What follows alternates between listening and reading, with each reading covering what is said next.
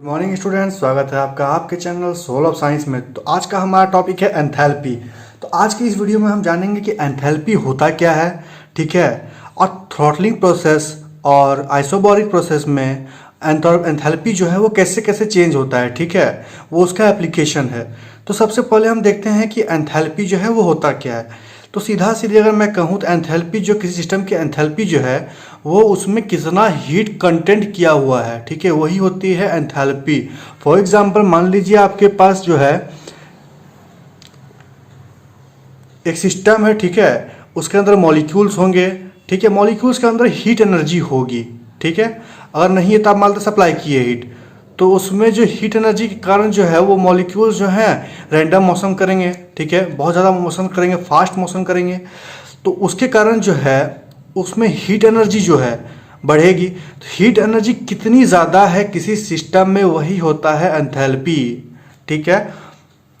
तो मान लीजिए कि देखिए, अगर इसे मैं वर्ड में कहूँ इसी चीज़ को, ठीक है, enthalpy of a system is known as heat content of a system, it is denoted by H, ठीक है, यानी कि इसे एच से डिनोट करते हैं एंथैल्पी को, ठीक है। और ये क्या होता है, हीट कंटेंट होता है, ठीक है, ये क्या होता है, हीट कंटेंट किसी सिस्टम में जो है कितना हीट है।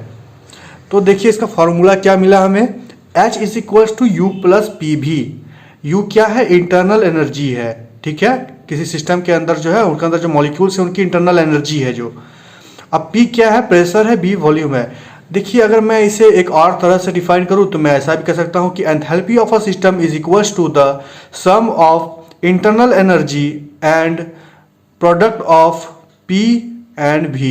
P यानी कि pressure and V for volume, तो वो हो गया एंथैल्पी। तो चलिए अब आगे बढ़ते हैं, ठीक है। अब देखते हैं कि एंथैल्पी जो है किसी स्पेसिफिक प्रोसेस के लिए, फॉर एग्जांपल किसी स्पेसिफिक प्रोसेस के लिए एंथैल्पी क्या होगी। तो सबसे पहले हम देखते हैं एंथैल्पी थ्रॉटलिंग प्रोसेस के लिए क्या होगी। तो देखिए अब इसे ऐसे तो नहीं लिख सकते हैं, अगर आप एग्जाम में लिखेंगे तो भैया आपको वर्ड तो लिखना पड़ेगा, तो वहाँ पर अब लिखते हैं हम, यहाँ पर एग्जाम में अगर आप लिखेंगे तो वहाँ ऐसे लिखेंगे, now we will find value of enthalpy in some specific process. Number 1, during throttling process, यानी कि थ्रॉटलिंग प्रोसेस में एंथैल्पी कैसे चेंज होता है। तो भैया सबसे पहला सवाल आपके मन में आएगा कि थ्रॉटलिंग प्रोसेस होता क्या है। भैया बाद में जानेंगे कि एंथैल्पी कैसे चेंज होता है, लेकिन सबसे पहले जानना पड़ेगा कि थ्रॉटलिंग प्रोसेस क्या होता है। तो देखिए थ्रॉटलिंग प्रोसेस जो है एक ऐसा प्रोसेस होता है जिसमें किसी गैस को, ठीक है, किसी गैस मॉलिक्यूल को हाई प्रेशर से लो प्रेशर में मूव कराया जाता है, ठीक है, क्या समझे, हाई प्रेशर से लो प्रेशर में मूव कराया जाता है, किससे होकर के, ड्यूरिंग थ्रॉटलिंग वाल्व या पोरस प्लग, ठीक है। मैं यहाँ पर पोरस प्लग लिख रहा हूँ, ठीक है। यहाँ पर देखिए डायग्राम को देखिए आप, सबसे पहले आपको डायग्राम से ही लगभग सारी बातें समझ आ जाएंगी। ये है थ्रॉटलिंग प्रोसेस का डायग्राम, ठीक है। तो यहाँ पर देखिए क्या हो रहा है कि हाई प्रेशर से, ठीक है, हाई प्रेशर में क्या होगा, वॉल्यूम घट जाएगा, तो हाई प्रेशर से लो प्रेशर की ओर जो है हम मूव कराएंगे गैस मॉलिक्यूल्स को पोरस प्लग से होते हुए, याद रखिएगा, पोरस प्लग से होते हुए। कभी कभी इसे थ्रॉटलिंग वाल्व भी कहते हैं, ठीक है। मैं यहाँ पर पोरस प्लग लिख रहा हूँ। तो देखिए मान लीजिए पहली बार जो है जब इसका हाई प्रेशर था, उस समय इसका प्रेशर जो हाई प्रेशर है वो P1 है एट टेम्परेचर T1, ठीक है। अब वही जो है मूव करके मॉलिक्यूल्स को हम भेज देते हैं दूसरे साइड में, और वहाँ पर जो है इसका प्रेशर चेंज हो जाएगा। तो प्रेशर चेंज होगा कैसे होगा, P2 इंटू T2। T2 क्या है, वो टेम्परेचर है, ठीक है। तो अब देखिए हाई प्रेशर कौन सा है, ये साइड P1 जो है हाई प्रेशर है, तो P2 छोटा है, मतलब तो मैं यहाँ पर लिख रहा हूँ P2 जो है वो छोटा होगा P1 से, और T2 भी जो है वो छोटा होगा T1 से, ठीक है। अब देखिए इसके लिए एंथैल्पी हम निकालते हैं। अब तो समझ गए आपकी थ्रॉटलिंग प्रोसेस होता क्या है। तो अब देखते हैं कि एंथैल्पी क्या होगा ड्यूरिंग थ्रॉटलिंग प्रोसेस। तो सबसे पहले भैया फर्स्ट लॉ थर्मोडायनामिक्स से हम लिख देते हैं, D Q is equals to D U plus D W. Normal है, इजी है। डी क्यू, तो यहाँ पर क्यू तो चेंज हो रहा है नहीं, थ्रॉटलिंग प्रोसेस में क्यू क्या चेंज हो रहा है, मैंने कहीं हीट ट्रांसफर किया है, नहीं किया है। तो भैया ये डी क्यू जो है वो चेंज इन हीट है, तो वो हो गया 0, ठीक है। अब change in internal energy T U, वो क्या होगा, सेकेंड का इंटरनल एनर्जी माइनस फर्स्ट का इंटरनल एनर्जी, तो भैया उसे लिख देते हैं U2 माइनस U1, क्या सही है। ठीक है। अब प्लस नॉर्मल जो है प्लस दे देते हैं डी डब्ल्यू। अब ये डब्ल्यू क्या होगा, सबसे बड़ा बात यहाँ पर ये है। तो अब देखिए यहाँ पर वर्क क्या होगा, क्यों वर्क हम यहाँ पर कैसे लिखेंगे, वर्क क्या है, हमने यहाँ पर क्या किया, सिर्फ पिस्टन को जो है चेंज किया। क्या किया, ये पिस्टन मान लेते हैं एट द फर्स्ट टाइम यहाँ पर होगा, ठीक है। तो हम जब इससे मॉलिक्यूल्स को ट्रांसफर करते जा रहे हैं तो पिस्टन पीछे जा रहा है, तो क्या होगा, वर्क होगा, ठीक है। तो वर्क हमने किस पे किया, पिस्टन पे किया। तो भैया पिस्टन पे वर्क क्या होगा, पीवी, क्या होगा, पीवी। लिखेंगे कैसे पीवी को, तो अब हम लिखेंगे यहाँ पर सेकेंड में जो वर्क हुआ माइनस फर्स्ट में जो वर्क हुआ। डी डब्ल्यू क्या है, सेकेंड माइनस फर्स्ट वर्क। तो सेकेंड में क्या होगा, P2V2। तो यहाँ पर लिख देते हैं P2V2 माइनस फर्स्ट में क्या है, P1V1। तो यहाँ पर लिख देते हैं P1V1, ठीक है। कोई प्रॉब्लम है यहाँ पर, नहीं है। अब देखिए यहाँ पर हम क्या करेंगे, 0 इज इक्वल्स टू क्या हो जाएगा, 1 के टर्म को एक तरफ हम ले आते हैं, ठीक है। ये जो 1 है उसे एक तरफ ले आते हैं। तो पहले हम इसे ब्रैकेट्स को पहले क्लियर करते हैं यहाँ से, U2 minus U1 plus P2V2 minus P1V1, ठीक है। अब देखिए 1 वाली टर्म्स को हम एक तरफ ले आते हैं, ठीक है। तो क्या करेंगे अब हम, ये देखिए माइनस है, इसको इधर ले जाएंगे माइनस U1 को, तो प्लस U1 हो जाएगा, U1 P1V1 को इधर ले जाएंगे, प्लस हो जाएगा, plus P1V1 is equals to normal लिख देते हैं U2 प्लस P2V2, ठीक है। कोई प्रॉब्लम यहाँ तक नहीं होगी। तो अब देखते हैं आगे, ये देखिए U प्लस PV क्या था, वही था हमारा एंथैल्पी। मैंने आपको डेफिनेशन में क्या लिखाया था, H is equals to U plus PV। तो भैया यहाँ पर क्या होगा, ये 1 है, टोटल में हम 1 लगा रहे हैं, तो भैया एंथैल्पी भी हम 1 लिख देते हैं। तो यहाँ पर enthalpy of the first is equals to enthalpy of the second, ठीक है।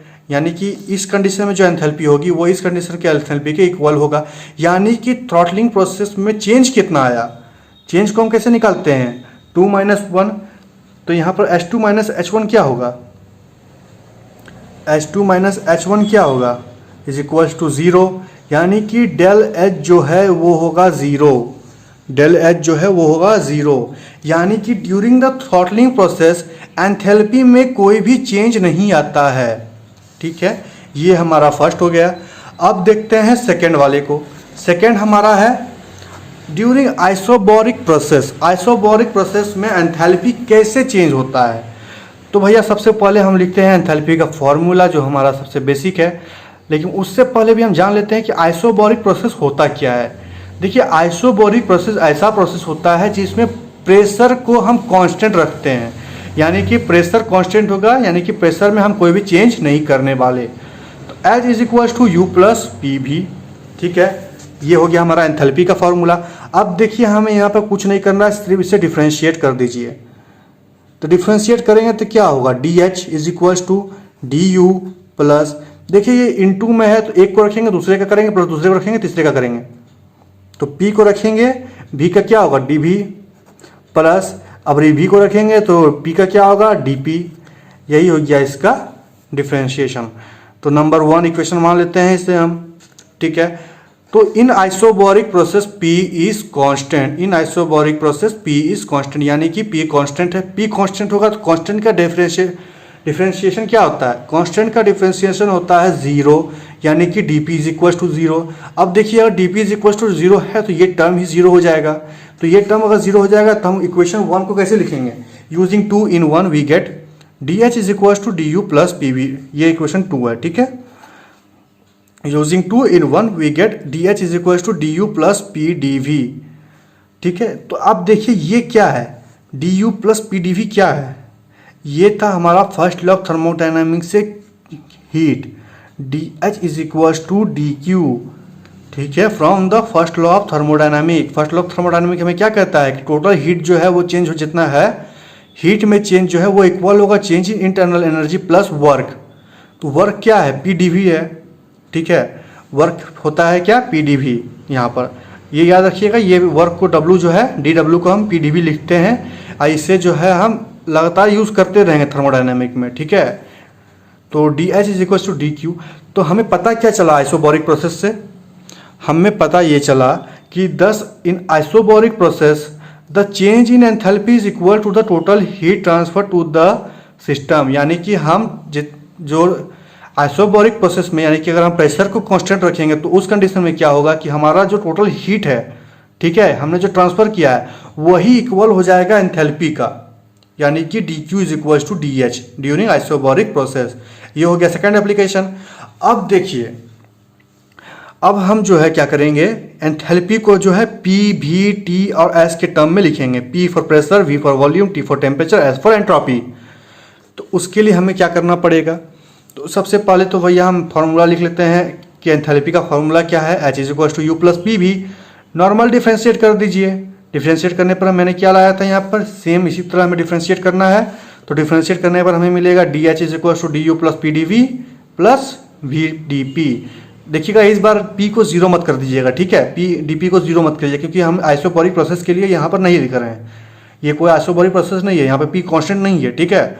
तो अब देखिए, from the first law of thermodynamic, हमें यहाँ पर कुछ नहीं करना है, सिर्फ DU का वैल्यू निकाल करके डाल देना है। यहाँ पर जो आएगा वही होगा हमारा PVT का टर्म में।